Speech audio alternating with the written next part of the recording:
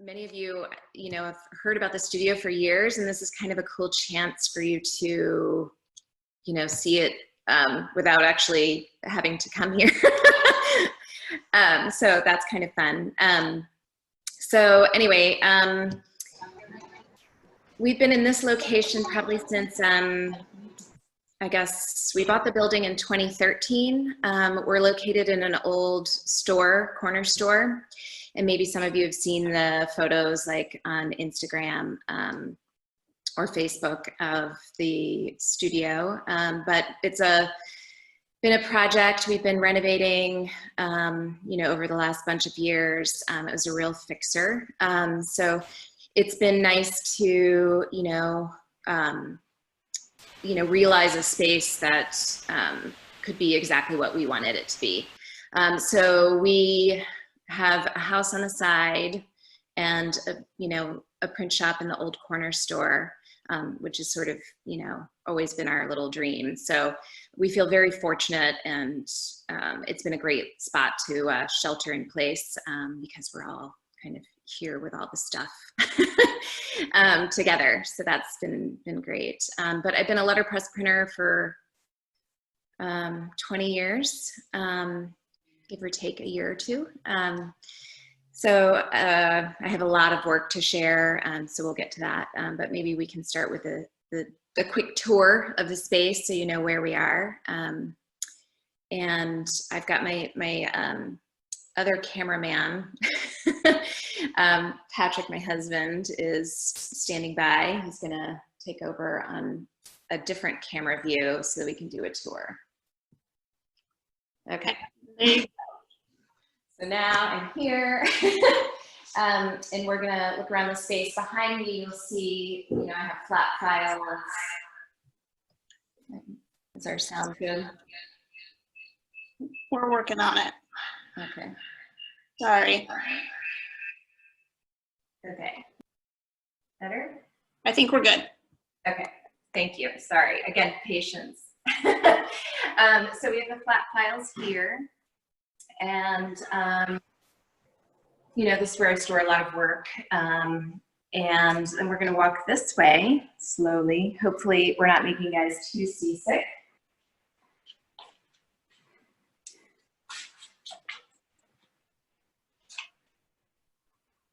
So this here is the Vandercook 3 that I use for a lot of projects. Right now I've been working on the snail mail project, which hopefully you guys have been following along on that, and I'll talk a little bit more about that when we get to looking at the work. But it's been really fun to use this press for the snail mail project because it's the Vandercook 3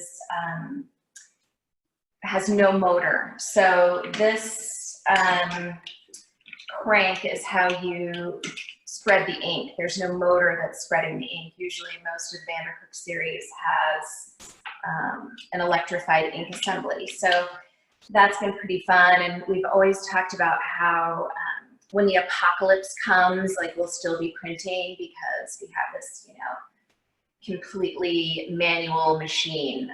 So it doesn't even have, you'll notice there's no foot pedal. And so that the grippers are it's all part of the turning mechanism of the carriage on this press. So turning this crank just slightly opens and closes the fingers for your grippers. So that's the Vandercook 3 that we have. And then you stay there, camera. And then we'll come over here. This was our first press. This is a print-to-sign sign press. So this was the first one we got probably in 2001. And I still really love to use it. It's really fun. I like to use a brayer, and it's really open and accessible for lots of people to, play with. So we have that. There's a quick print foil stamper here. And then we'll come around this way. You'll see here we've got, if you want to do like Lego printing, a set of Lego printing bases. So the way this works is you can, put the Lego tiles on and off And that's kind of a fun thing. So we have that there. And then back in this corner, hopefully you guys are still tracking me. I have type cabinets here with type. Sharon, I saw you on there. Here's the drawers. Sharon helped hook me up with these. So we can do typesetting here. Oh yeah, and this is the world's tiniest flattened press. This is the Baltimore number 9. So cute. And I can't boast that I have 2 jukeboxes like some amazing people do, but I do have a record player, so that's kind of fun. But maybe one day I'll get a jukebox, or we were just dreaming of a pinball machine, maybe that could be. So we'll come around slowly. Over here we have a book press and a floor platen. These are Anna Kingsley's. I see you, Anna. She's my studio mate. We've been a little distant, you know, due to sheltering, but she runs Picky Pockets Press. So you should check out her work. She's pretty awesome. I miss you, Anna.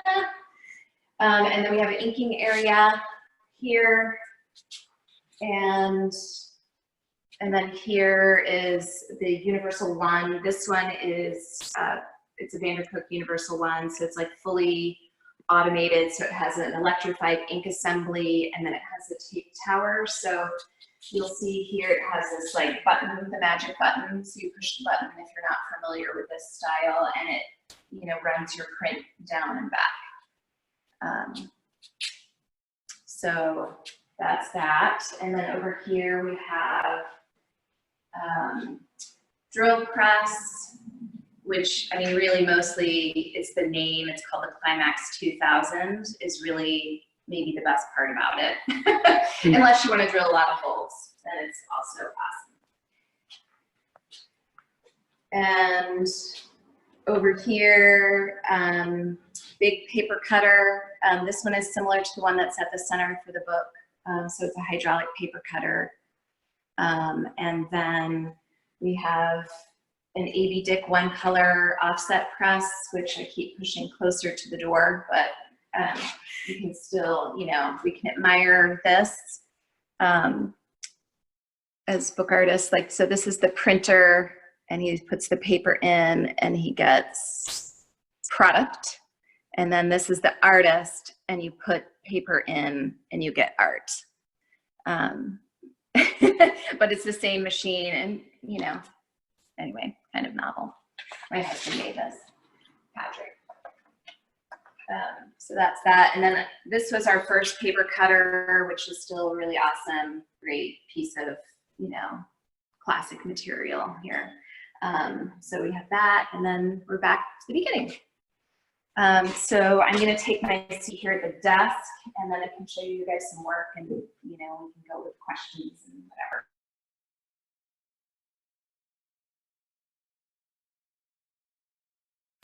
Hopefully the sound's good. Yes? Yeah, good. Perfect. Okay, hi again. All right, so that was the quick tour. Any questions about any of that out there? Thea, Yes. it looks so neat. Where did all this stuff go? I know, I'm like a magician. It looks very nice. Good job.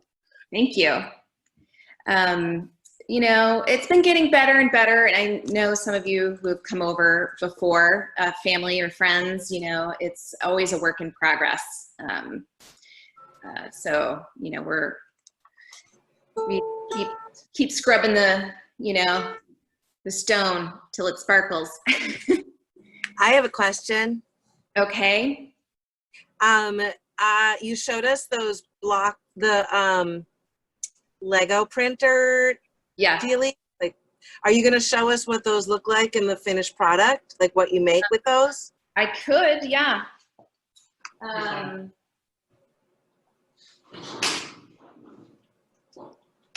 it's like a really basic one, but I'll just hold this up here. So this is just like little circles. How do you get circles out of Lego? So there's tiles, there's different shaped tiles. So, you know, you can have like a little round tile or a square tile or a, you know, like you can Oh, have, you use the bottoms? Ugh. it's just a tile piece. So these are like go Oh, I on see. the surface. They're the flatty bits. They're the flatty ones. Yes, exactly. Okay, I got it. So I have cool. little bins full of Lego pieces. But I can show you something.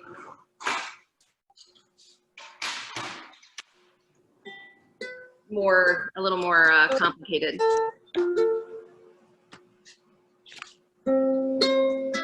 So like my brother-in-law made this. Oh my God. It's a Minky. Yeah. Wow. I So want to do that. it has, so each time you would, you know, you run one color at a time. So this is a 2-color print. So you know, lay out your pieces to fit together. Which is easy on this grid. Yeah, the grid is nice Yes. for that. Can you But do yeah, block printing with Legos? like not in a press? Yeah. You could. The inking level is a little challenging, but yeah, you could. All right, just curious. Yeah, you could do it at home while you're, you know, sheltering. Hey, there's a question in the chat from Ellen who wants to know how you found your calling to do this work. So maybe that's already part of the next segment. Yeah, so I come to letterpress from fine arts background. I was a painter for a long time, and then you know, I was studying painting at the Cleveland Institute of Art, and I just felt like I wanted to learn something that was tangible, that was like a real craft. I felt like I could paint, you know, a lot on my own forever, you know, and, you know, most of what I would be learning I would be like self-developing. Whereas I felt like printmaking, you know, I would be learning tangible skills that I didn't know and that I'd be able to utilize later. So I started taking printmaking classes. I took etching. I mean, I've done all the printmakings. But at a certain point, I decided to move into printmaking and book arts. My imagery had turned more sequential, so I came to book arts, and I made a lot of books. And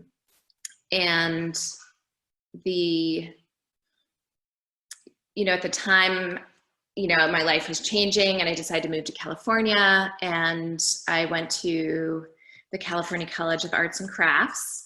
At the time, now it's, they've dropped the C.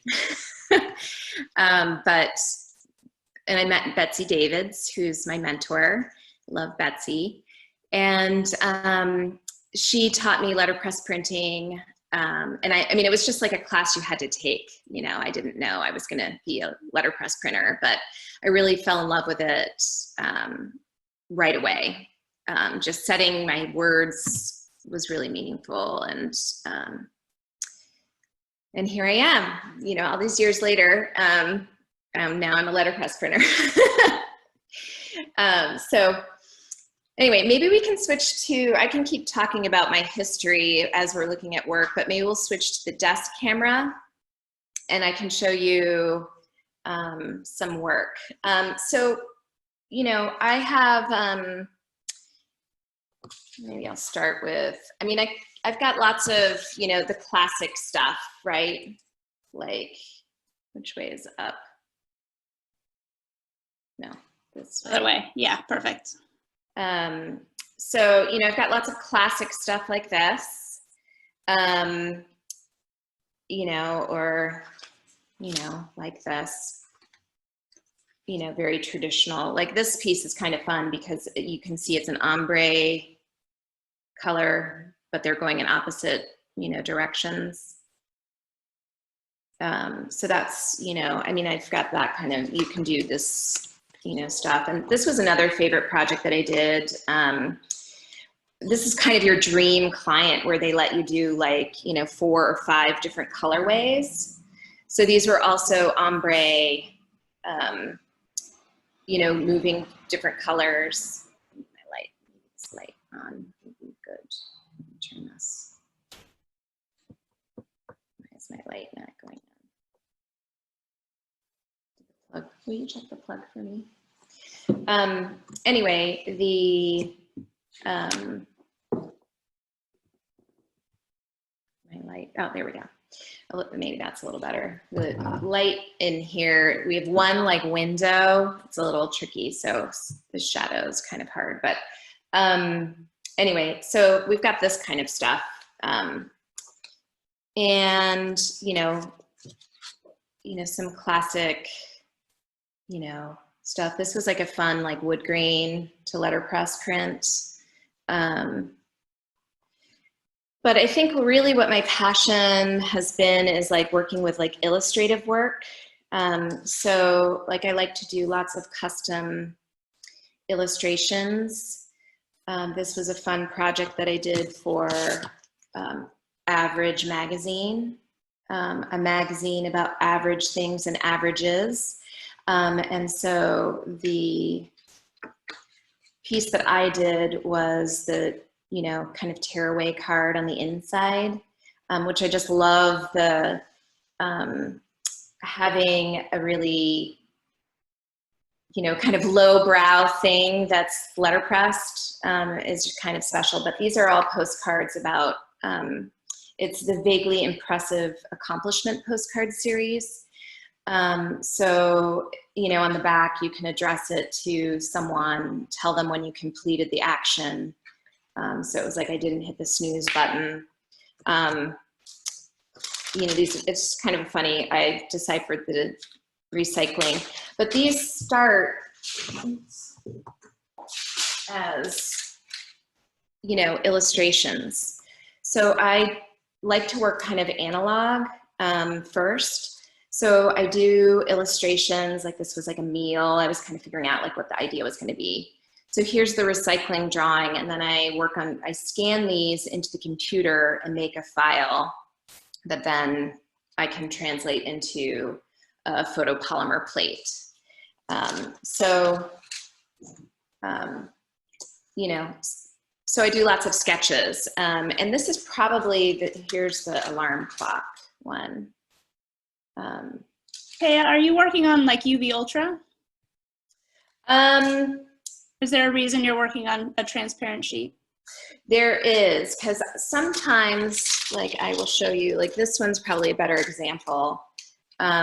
So I like to work, I'm very old school, so I like to work, I worked for a screen printer named Thomas Wojak. He is in Vallejo now, but I worked with him for years, and I like to do traditional color separations. So, you know, I will kind of set up these sort of scenarios. Sometimes I'll also even work from beginning, like tracing things. So, you know, I can like layer this, you know, on something. So that's why I usually work on tracing paper or like tracing vellum. I really love the vellum best. Or like even if I'm doing like calligraphy, like sometimes I'll do like handwritten things. Like I have,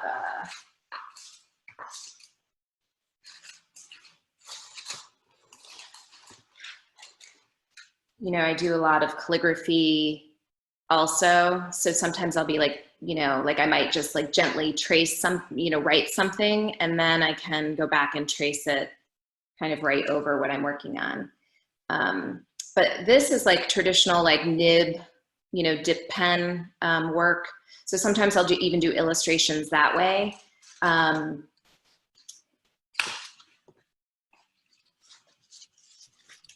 Mary Bryn wants to know if you have a plate machine or if you send out. Great question. I send out, I decided long ago I didn't want to be a plate maker. I wanted to be a printer. So,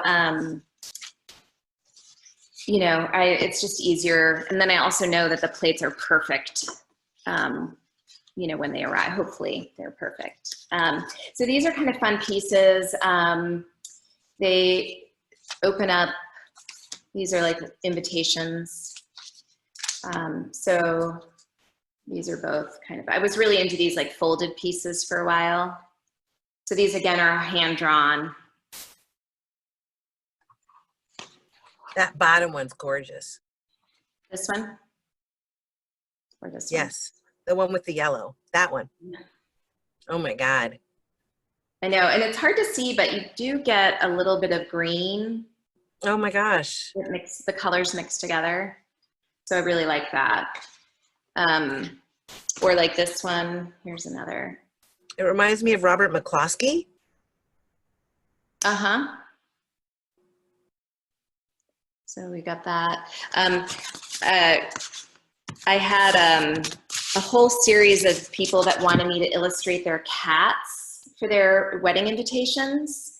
So then you know, it's kind of funny. So, you know, I got into these like cat portraits for a minute. Like people were like, yeah, I totally want my cat. So that was fun. And this one's pretty complicated. So this one opens up, I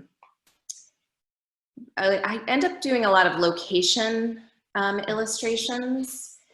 So this person actually, this is the English version, and then this is like the Russian version. So that's kind of cool. That was fun to work on and, you know, be able to do that. Thea, we've got about 5 minutes left, and so just so you know, and if people have questions that they're holding on to, feel free to either chat or unmute and ask. Okay, well maybe I'm gonna move this, and then before we go, I do want to talk about what I've been doing lately. So I've got kind of 2 postcard series that I've been working on. This postcard series is for Black Lives Matter. And I printed the names of, you know, there's 5 postcards in the series, names of people that have been, whose lives have been taken brutally in these, you know, horrific incidences that have been going on for years. And so these are like protest postcards.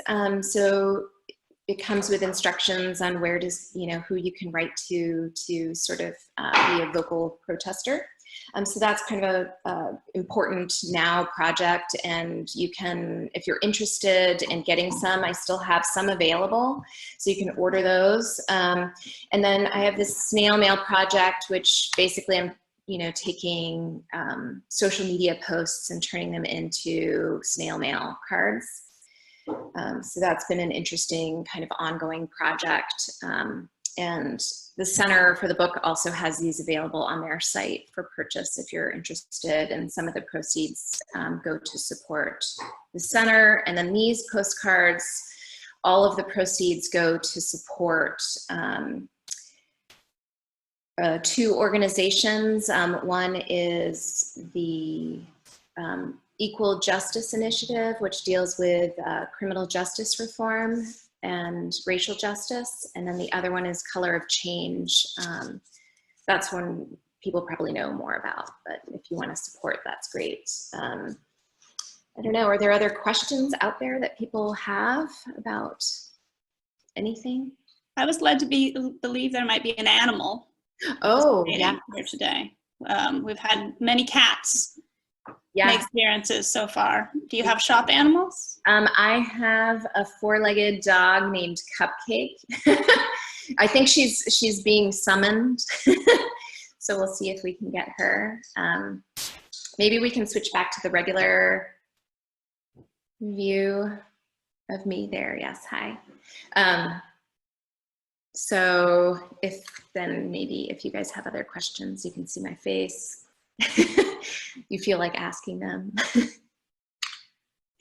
Is the work on the wall behind you yours or from friends? Great Question. So this is the community bulletin board. I don't even know how to point on here, but so it's a mixture of some of it's my work, some of it is work that I've printed for clients, some is from friends, like Mary Mortimer made this Black Lives Matter, and Joel, You're Fired is by Joel at Dependable. Mariola made the Frida Jesus. Oh, here's my family. This is my puppy, my little fluffy cupcake. And that was my son, who you saw briefly. She's been turning into a lazy shop dog. She just wants to lay around. Well, better than a doing shop dog. But yeah. Say hi. Awesome. Other questions? I think you covered it. Awesome. Well, thank you guys so much for joining me for this funny, weird shelter. Ruth wants to say hi to your dog. Oh, awesome. Hi, Rufus. Yeah, they both look really happy to be saying hi to each other. Yeah, they're like, Thrilled. Thanks so much, Thea, for participating in this, and thank you to everyone for coming.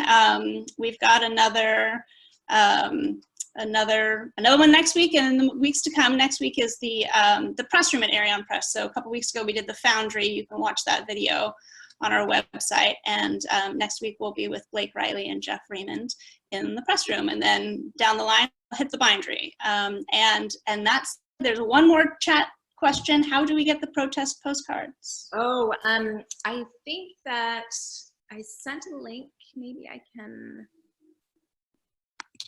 conjure that and post it in the, I'll put the link up on my Instagram. Great. But my handler is going to take my fuzzy friend. Okay, so I'm going to post these in the chat. And also I'm going to post a link to, where did it go? And Thea, what's your Instagram handle? It's Kavamore, Kavamore. I lost my Zoom box. Hold on, where did it go?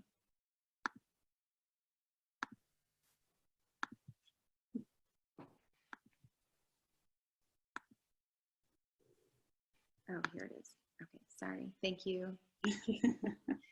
Okay, so I'm going to post. There's a international show that's called United in Isolation, and it's all letterpress artists that have been making work during this strange time. So I highly recommend going and checking out that exhibit. So I gave a link to that also. Great. And that's artists from all over the globe. So, but I have the snail mail cards are in there. Wonderful. All right. Thanks, Thea. Thanks, everyone. Thank you, guys. See you next week, I hope. Okay. Bye-bye.